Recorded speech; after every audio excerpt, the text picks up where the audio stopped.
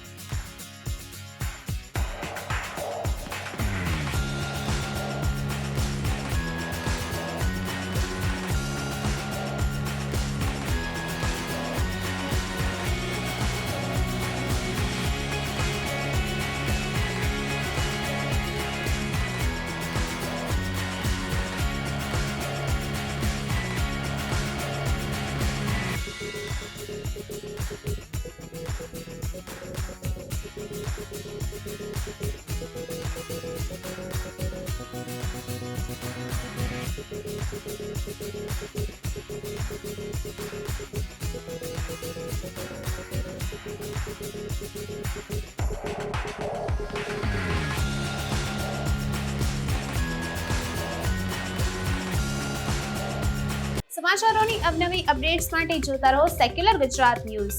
સાથે secular Gujarat news ચેનલને like, share અને સબસ્ક્રાઇબ કરો અને બેલ આઇકોન દબાવીને સમાચારોની ઝડપી માહિતી મેળવો.